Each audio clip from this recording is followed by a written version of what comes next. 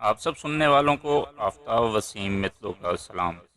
السلام علیکم ورحمۃ اللہ وبرکاتہ۔ پیارے دوستو، آپ سب کو متلا ناولز آن لائن میں خوش آمدید۔ امید ہے کہ آپ اللہ کے فضل سے بخیریت ہوں گے۔ ویورز، ویڈیو کی طرف بڑھنے سے پہلے اپنے چینل متلا ناولز آن لائن کو سبسکرائب کر دیں اور ساتھ میں بیل کے آئیکن کو بھی پریس کر دیں۔ اس سے آپ کو ہر آنے والی ویڈیو بر وقت مل سکے گی۔ ویورز، ویڈیو کو لائک اور شیئر بھی کر دیا کریں، اس سے ہماری حوصلہ افزائی ہوتی ہے۔ شکریہ۔ بڑھتے ہیں ناول کی طرف۔ موت کے سوداگر، ایپیسوڈ 3۔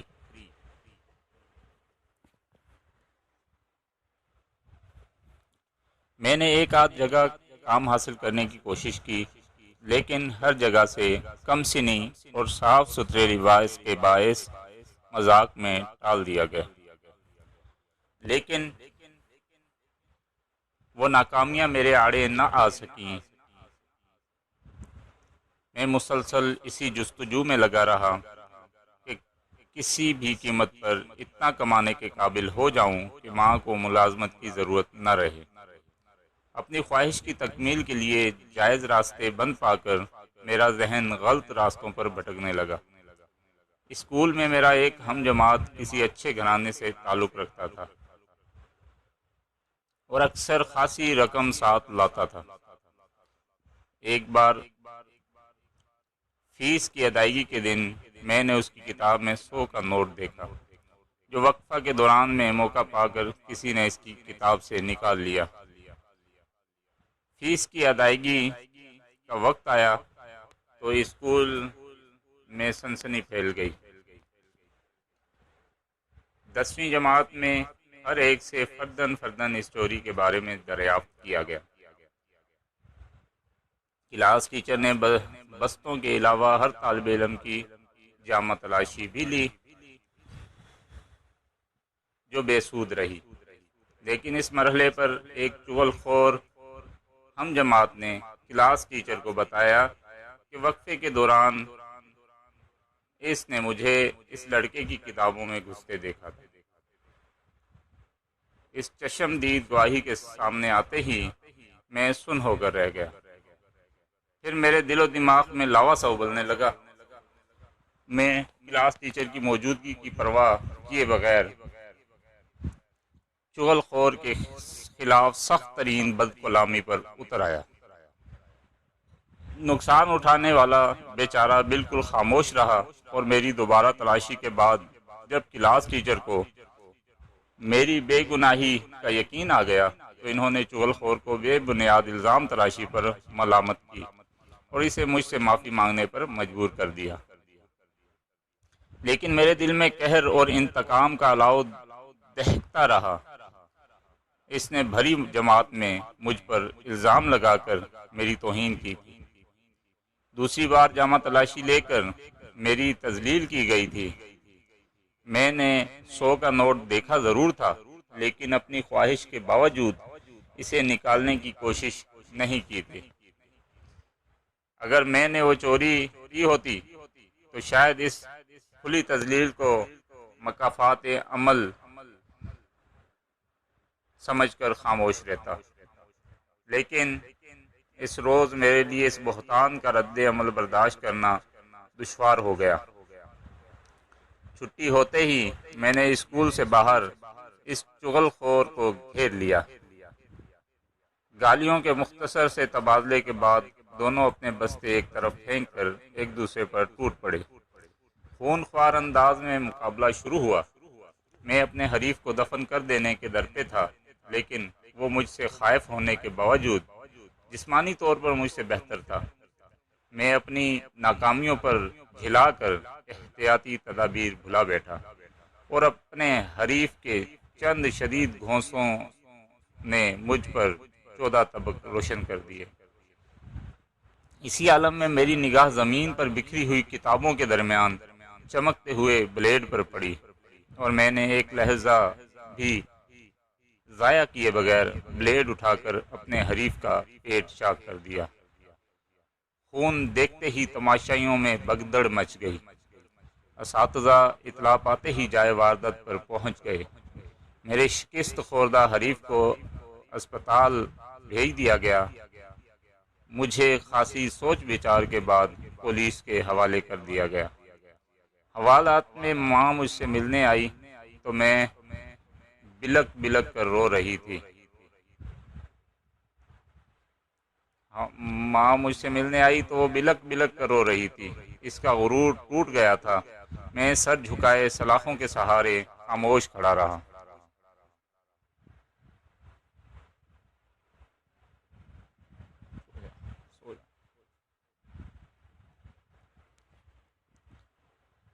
حوالات میں نے 2 راتیں بسر کیں جو میری زندگی میں ہمیشہ کے لیے سنگ میل بن گئی، کیونکہ وہاں میرے ساتھ ایک چور دوسرا جواری بند تھا۔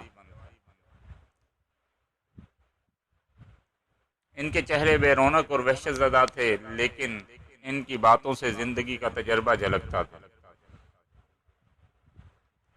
انہوں نے سمجھایا کہ مدافعانہ انداز میں زندہ رہنے کی کوشش کرنے والوں کو پیچھے والے روند کر آگے نکل جاتے ہیں۔ زندہ رہنے کا بس ایک ہی باعزت طریقہ ہے کہ آدمی مسلسل پیش قدمی کرتا رہے اور حق نہ ملے تو ہاتھ بڑھا کر چھین لے۔ میرے حریف کا زخم خوش قسمتی سے سطحی ثابت ہوا۔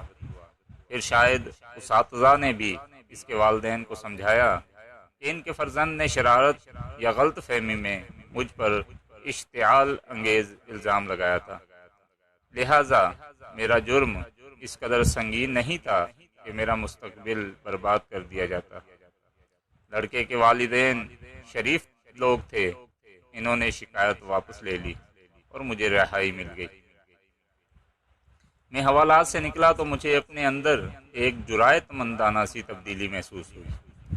طبیعت سے خوف کا عنصر غائب ہو چکا تھا اور میں منفی راستوں کے بارے میں سنجیدگی سے سوچنے لگا تھا۔ ماں کئی روز مجھ سے ناراض رہی، ہر وقت مجھے ملامت آمیز نظروں سے گھورتی رہی۔ وہ اپنی حق تلفیاں خاموشی سے سہتی آئی تھی، لہٰذا اس کا خون ٹھنڈا ہو چکا تھا۔ اسے اندازہ ہی نہیں تھا کہ چڑھتا ہوا خون اپنی تذلیل اور توہین کبھی برداشت نہیں کر سکتا۔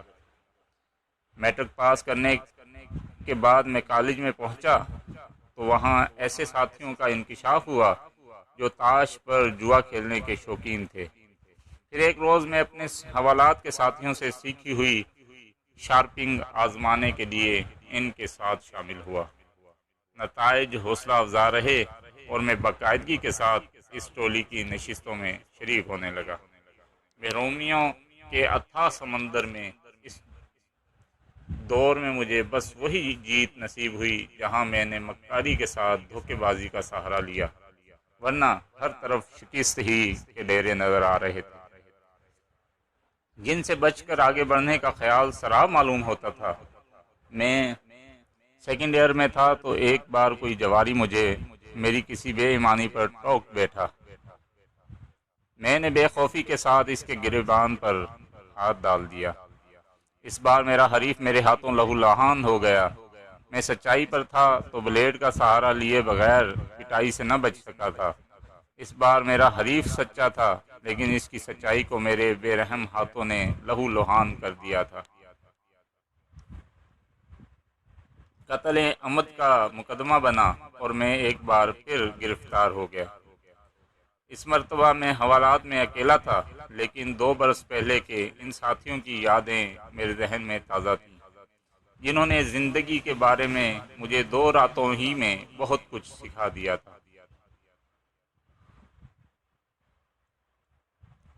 اس بار میری نگاہیں منتظر رہیں، لیکن ماں مجھ سے ملنے نہ آئی۔ تیسرے دن عدالت میں پیشی ہوئی تو ماں برآمدے میں ایک وکیل کے ساتھ کھڑی نظر آئی۔ آنکھیں ورم آلود تھیں اور چہرے کے ایک ایک نقش سے دلی کرب کا اظہار ہو رہا تھا۔ مجھے دیکھ کر اس نے منہ دوسری طرف پھیر لیا۔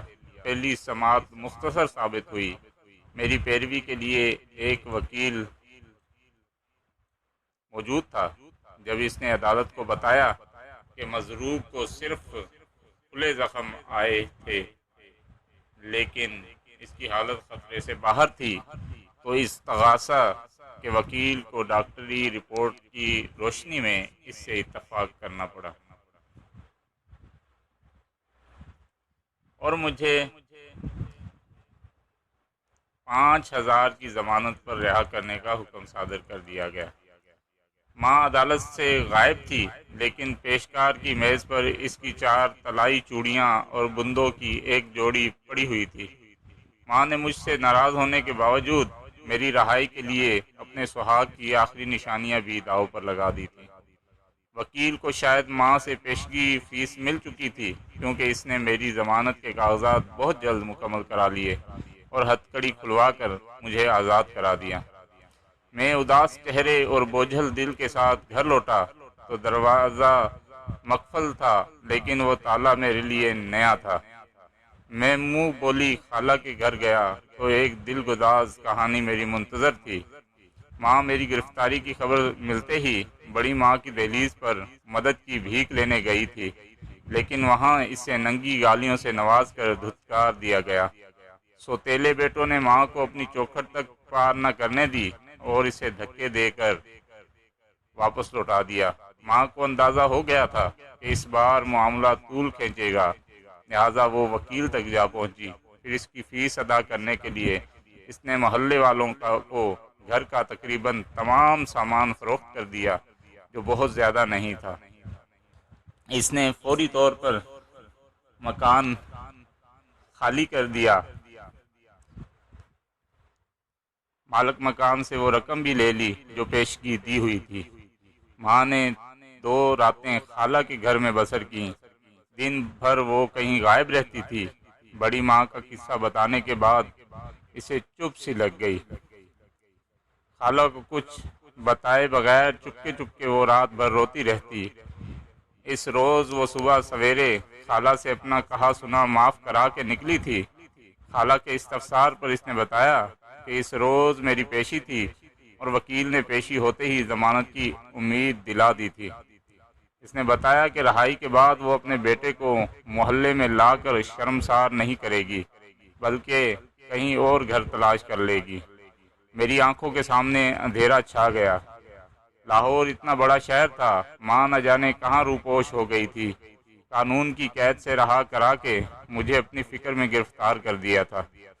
میں کسی اندھے، بہرے اور گونگے کی طرح گرد و پیش سے بالکل لا تعلق اپنے خیالات کی آندھیوں میں کھویا کئی گھنٹوں تک بے مقصد لاہور کی سڑکیں ناپتا رہا۔ قدم رکے تو میں چونک پڑا، کیونکہ سامنے ہی وہی مانوس چوکھٹ تھی جہاں سے پہلے باپ کا جنازہ گزرا۔ پھر میں ماں کے دامن سے لپٹا مقدر کی ٹھوکریں کھانے کے لیے انسانوں کے بے رحم جنگل میں دھکیل دیا گیا۔ اور 2 روز پہلے اسی دہلیز سے بڑی ماں کے جوان بیٹوں نے اپنی سوتیلی ماں کی رہی سہی آبرو کا جنازہ بھی نکال دیا۔ میں نے پوری قوت سے دروازے پر لات ماری، پٹ پرشور آواز سے لرز کر رہ گئے۔ اندر سے بڑی ماں کی گرجدار بوڑھی آواز ابھری اور پھر دروازہ کھل گیا۔ جھریوں دار بوڑھے چہرے پر غصے کے آثار نمایاں تھے۔ میری صورت دیکھتے ہی بڑی ماں کی آنکھوں میں نفرت اور قہر کے کوندے لپکنے لگے۔ ان کی چنگھاڑتی ہوئی آواز میں قاتل، خونی اور بدمعاش کے الفاظ سن کر پڑوس کے کئی دروازوں پر پردوں کے پیچھے ہلچل سی مچ گئی۔ ماں کہاں ہے؟ میں نے مضبوطی سے بڑی ماں کے دونوں شانے دبوچ کر ان کی آنکھوں میں جھانکتے ہوئے سرد لہجے میں سوال کیا۔ جوانی کو قہر بردوش دیکھ کر بڑھاپے کا غصہ ہراس میں بدل گیا۔ پرسوں آئی تھی، اب پتہ نہیں کہاں ہوگی۔ میں کسی مشینی پتلے کی طرح واپس مڑ گیا۔ دماغ میں ایک عجیب سی گونج رچی ہوئی تھی، جیسے وہاں اچانک خلا واقع ہو گیا ہو۔ میں چلتا رہا، 2 دن تک کم و بیش مسلسل ہی چلتا رہا۔ تھک جاتا تو کہیں بھی کسی لان یا پارک میں پڑ جاتا اور پھر چلنے لگتا۔ دوسرا دن گزرنے کے بعد اخبار میں ماں کی تصویر دیکھی۔ وہ مر چکی تھی۔ اس نے شاید بیٹے کے مستقبل سے دل برداشتہ ہو کر خودکشی کر لی تھی، کیونکہ اس کی نیلی اور اکڑی ہوئی لاش نور جہاں کے مزار سے دور ریلوے لائن کے ایک طرف ٹیلے کی اوٹ سے ملی تھی۔ میرے ذہن کا خلا پر ہو گیا، گونج تھم گئی اور حواس کام کرنے لگے۔ میرے لیے وہ زندگی کا بدترین سانحہ تھا، لیکن میری آنکھ میں ایک بھی آنسو نہ آیا۔ ماں نے اپنی زندگی ختم کر کے دکھوں کے جھمیلے سے ہمیشہ کے لیے نجات حاصل کر لی تھی۔ سوتیلے بیٹوں سے تو دھکے کھا ہی لیے تھے، زندہ رہتی تو شاید میری بکھری ہوئی ذات سے بھی اسے دکھ ہی ملتے رہتے۔ لاہور نے مجھے ٹھکرا دیا تھا، بھائی صورت دیکھنے کے روادار نہیں تھے، سوتیلی ماں قاتل، خونی اور بدماش سمجھتی تھی۔ قانون نے سگی ماں کے سہاگ کی نشانیاں رہن رکھ کر مجھے آزاد فضا میں سانس لینے کا حق دیا تھا۔ ماضی کا ایک ایک لمحہ میری نگاہوں میں گھومنے لگا۔ گزرے ہوئے اور سنے ہوئے واقعات سے بس ایک ہی نتیجہ سامنے آتا تھا کہ میں رشوت کی کوکھ سے جنم لینے والا ایک ایسا وجود تھا جسے کوئی اپنانے کے لیے تیار نہیں تھا۔ سرکاری مردہ خانے میں نے ماں کا آخری دیدار کیا اور پھر رات کے اندھیرے میں اس گھر کی دیوار پھاند کر اندر گھس گیا جس کی چوکھٹ سے میری ماں رسوا کر کے لوٹائی گئی تھی۔ اس بار میں نے اپنا حق چھین لیا تھا۔ میرے منہ پر رومال بندھا ہوا تھا اور ہاتھ میں چاقو تھا، لیکن غنیمت یہ ہوا کہ بڑی ماں سمیت اس گھر کے مکین صحن میں بے خبر سوتے رہے۔ سوتیلے بھائیوں کو یوں بے بس اور بے خبر اپنی دسترس میں دیکھ کر میرے دل میں نفرت کا ایک شعلہ سا لپکا، لیکن میں سر جھکا کر اندر چلا گیا۔ شاید وہ دونوں کمانے لگے تھے، کیونکہ گھر سے مجھے خلاف توقع رقم کے علاوہ کچھ زیور بھی مل گئے، اور میں بڑی ماں کے پرغرور وجود پر حقارت آمیز نگاہیں ڈالتا گھر سے نکل گیا۔ اور یوں میں کراچی چلا آیا۔ حالات کے بے رحم دھارے میں پے در پہ زخم کھانے کے بعد میرے دل میں اپنی محرومیوں اور اپنے ساتھ ہونے والی ناانصافیوں کا پورا احساس موجود تھا، جس نے میرے وجود میں ساری منفی قوتوں کو بیدار کیا ہوا تھا۔ چوری کے مال پر اس شہر نگاراں میں عیش کرتے ہوئے شیدے کی تلاش میں بھٹکتا رہا، جو لاہور کی حوالات میں ملنے والوں کا استاد تھا، اور چوتھے روز اس سے ملنے میں کامیاب ہو گیا۔ شیدے کی زندگی کا فلسفہ بہت سیدھا سادہ تھا، دھونس، دھمکی اور دھاندلی۔ وہ مار دھاڑ سے نفرت کرتا تھا، لیکن اس قدر فتین اور مکار تھا کہ جس کام کا فیصلہ کر لیتا اسے محض زبانی جمع خرچ سے ہی کر گزرتا تھا۔ اس کی شاگردی میں نے اس کے فلسفے کی عملی تربیت میں حصہ لینا شروع کیا تو وہ میری کارکردگی سے بہت خوش ہوا، کیونکہ اس کی آمدنی میں متعدد اضافہ ہوا تھا، جس میں سے میرا حصہ بھی ادا کیا جاتا تھا۔ وہ پہلا شخص تھا جس نے میرے منہ سے تنویر علی سن کر برا سا منہ بنا کر کہا تھا کہ دادا گیری میں ایسا ہلکا پھلکا نام نہیں چلتا۔ جسم اور کاٹھی کی مناسبت سے میرا نام ڈینی خینی جیسا دھانسو قسم کا ہونا چاہیے، اور اسی دن سے میں نے تنویر علی کی بجائے ڈینی کے نام سے خود کو متعارف کرانا شروع کر دیا۔ لیکن میرا ساتھ شیدے کو راس نہ آیا۔ وہ ایک معاملے میں اندر ہو گیا اور میں نے باہر رہتے ہوئے اپنے ہاتھ پیر پھیلانے شروع کر دیے۔ اسی دور میں جہانگیر مجھ سے آ ٹکرایا، پھر اس کے ذریعے نادر خان اور طارق سے دوستی ہوئی، جو دن بدن گہری ہوتی چلی گئی۔ ہمارا شام کا ٹھکانہ صدر کا ایک سستا شراب خانہ تھا، جہاں دن بھر کے اپنے دھندوں سے نمٹ کر ہم چاروں بلا ناغہ جمع ہوتے تھے۔ اس دوران میں ہم چاروں نے مل جل کر کئی خطرناک کام بھی سر انجام دیے، لیکن اس گہرے تعلق کے باوجود میں نے ان تینوں کو اپنے ماضی کی ہوا بھی نہ لگنے دی۔ ماں کی یاد دل پر بوجھ بننے لگتی تو میں عموماً کسی گوشہ تنہائی میں دل کا غبار ہلکا کر لیتا اور پھر مسکراتے چہرے کے ساتھ اپنے معمولات میں مصروف ہو جاتا۔ حالات اسی ڈگر پر چلتے رہتے۔ پھر ایک روز میں دوپہر کو تالا کھول کر اپنی کوٹری میں داخل ہوا تو فرش پر ایک بند لفافہ پڑا ہوا ملا۔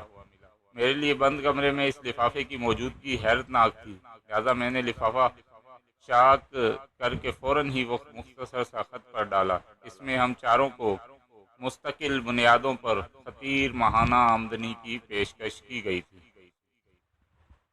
رضامندی کی صورت میں مجھے اگلے دن سرخ قمیض پہن کر ٹھیک 5 بجے شام میٹروپول ہوٹل کے قریب لگے ہوئے لیٹر باکس کے پاس پہنچنے کی ہدایت کی گئی تھی۔ تحریر کے اختتام پر نہ کوئی نام تھا اور نہ کوئی دستخط۔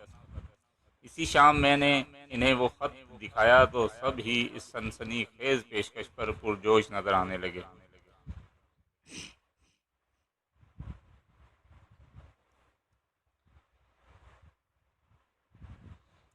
کافی دیر تک اس پراسرار پیغام پر تبادلہ خیال ہوتا رہا۔ حیرت کی بات یہ تھی کہ خط میں ہماری آمدنی کا ذکر تو موجود تھا لیکن کام کا کوئی تذکرہ نہیں تھا۔ ہم چاروں نیک نام نہیں تھے جو کوئی ہم سے اصلاحی کام کی توقع رکھتا۔ پیغام بھیجنے والا نہ صرف میرے ٹھکانے سے واقف تھا بلکہ اسے ہم چاروں کی گہری دوستی کا بھی علم تھا۔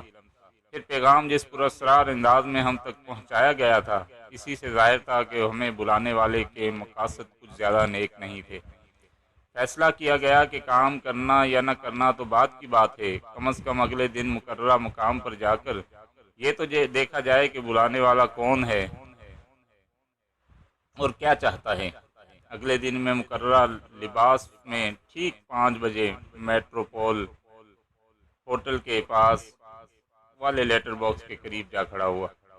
وہ تینوں مختلف مورچوں سے میری نگرانی کر رہے تھے تاکہ ساری کارروائی اپنی آنکھوں سے دیکھ سکیں۔ مجھے یوں محسوس ہو رہا تھا جیسے مجھے اچانک ہی مافیا کی سربراہی ملنے والی ہو۔ میں اپنے قریب سے گزرنے والوں کو بڑے غور سے دیکھ رہا تھا تاکہ غفلت کے نتیجے میں مجھ سے مطلوبہ آدمی کو پہچاننے میں غلطی نہ ہو جائے۔ میں 6:30 بجے تک کسی احمق کی طرح اس لیٹر باکس کے قریب کھڑا سوکھتا رہا لیکن کوئی مجھ سے ملنے نہ آیا اور میں مایوس ہو کر اس سلسلے میں کسی کے مذاق کے امکانات پر غور کرنے لگا۔ ان تینوں کو بھی سخت کوفت ہوئی اور ہم بد دلی کے ساتھ اپنے اپنے ٹھکانوں کی طرف روانہ ہو گئے۔ اگلی شام ہم شراب خانے میں اسی تلخ تجربے کے بارے میں گفتگو کر رہے تھے کہ میزوں پر سرو کرنے والے ہندو لڑکے نے مجھے فون کال کی اطلاع دی اور میں چونک پڑا۔ میرے ذہن میں دور دور تک ایسا کوئی نام نہیں تھا جو کسی بھی وجہ سے مجھ سے اس شراب خانے کے فون پر رجوع کرتا، لیکن وہ جو کوئی بھی تھا اتنا باخبر ضرور تھا کہ اس میکدے میں میری موجودگی کے اوقات سے پوری طرح واقف تھا۔ فون پر ایک خوابناک سی آواز سنائی دی۔ کاؤنٹر والا میرے سر پر مسلط اشتباہ آمیز نگاہوں سے میری طرف دیکھے جا رہا تھا، لہذا میں ہوں ہاں سے زیادہ کچھ نہ بول سکا، بس سنتا ہی رہا اور پھر دوسری طرف سے سلسلہ منقطع کر دیا گیا۔ ہمیں محمود آباد بلایا گیا ہے۔ میں نے واپس اپنی کرسی سنبھالتے ہوئے رازدارانہ لہجے میں انہیں آگاہ کر دیا۔ کون تھا؟ جہانگیر نے تجسس آمیز لہجے میں سوال کیا۔ میں کاؤنٹر والے کی وجہ سے کچھ پوچھ ہی نہیں سکا۔ میں نے کہا شاید وہی خط والا تھا کیونکہ اس نے کل 5 بجے میری موجودگی پر خوشی کا اظہار بھی کیا تھا۔ تو پھر چلو جلدی سے۔ طارق نے اپنا گلاس ایک ہی گھونٹ میں خالی کرتے ہوئے کہا۔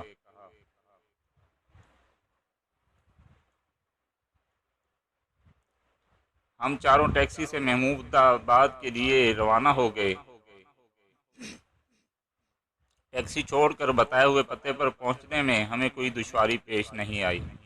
اس مختصر لیکن پختہ مکان میں دقیانوسی وضع کا ایک ادھیڑ عمر شخص ہمارا منتظر تھا۔ اس نے ہمیں دیکھتے ہی بلا استفسار اندر بلا لیا۔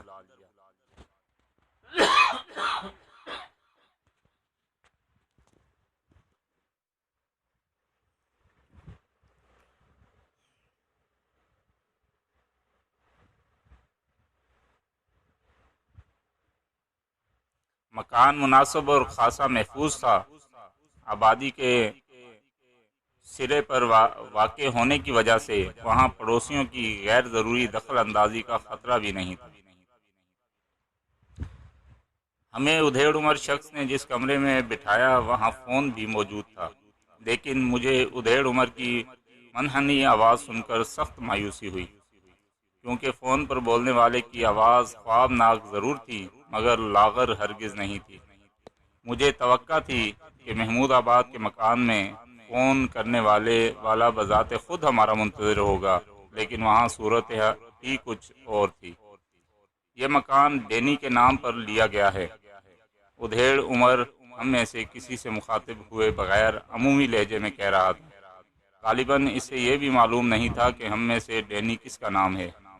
سال بھر کا ایڈوانس دیا ہے، 400 کرائے کے علاوہ بجلی، گیس اور فون کے بل ادا کرنے ہوں گے۔ اور کام؟ میں نے تجسس آمیز لہجے میں سوال کیا۔ اس سے آگے مجھے کچھ نہیں معلوم۔ وہ صوفے سے اٹھ گیا، پھر فون کی طرف ہاتھ اٹھاتے ہوئے بولا، باقی ہدایات تمہیں فون پر ملیں گی، تو ہمیں یہیں رکے رہنا ہوگا؟ نادر نے چونک کر سوال کیا۔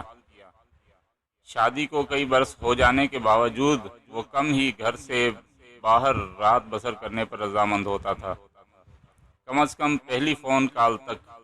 ادھیڑ عمر کی لاغر سی آواز گونجی، چابیوں کا گچھا یہاں رکھا ہے، اب میں چلوں گا۔ میرے لیے وہ صورتحال ناقابل فہم سی تھی۔ پہلے مجھے میٹروپول کے قریب بلایا گیا، وہ وہاں مجھ سے ملنے کی بجائے کوئی محض مجھے دیکھتا ہوا گزر گیا، اور اب محمود آباد کے اس مکان میں بلا کر میزبان خود لاپتہ تھا۔ دے کہ وہ مدکوک بڈھا سامنے آیا تھا، تو وہ بھی گھر اور اس کے لوازم ہمارے رحم و کرم پر چھوڑ کر یوں واپس جا رہا تھا جیسے ہم اس مکان میں مستقل قیام کے پروگرام کے تحت وہاں بلائے گئے ہوں، اور ابھی تک کام کے سر پیر کا بھی پتہ نہیں تھا۔ میں نے لپک کر اس کا راستہ روک لیا، اور پہلی کال کب تک آئے گی؟ میں کیا کہہ سکتا ہوں؟ وہ بے چارگی سے شانے اچکا کر رہ گیا۔ کیا یہ مناسب نہ ہوگا کہ فون آنے تک تم ہمارے ساتھ رکو؟ میں نے اپنی نگاہیں اس کے چہرے پر مرکوز کر کے سوال کیا۔ مجھے افسوس ہے